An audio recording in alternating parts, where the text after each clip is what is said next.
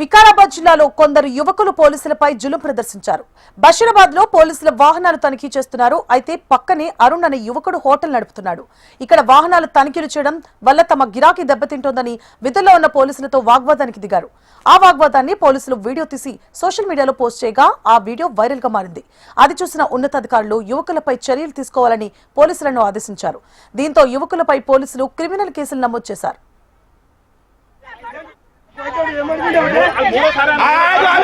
ఏమైంది అది చెప్పాలి. ఏమైంది అది తెలియదు.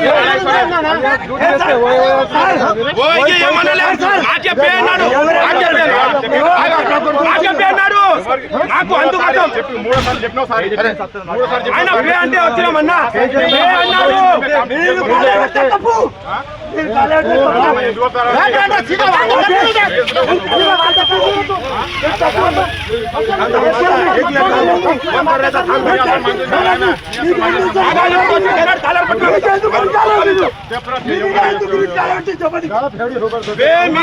మీరే చెప్పండి.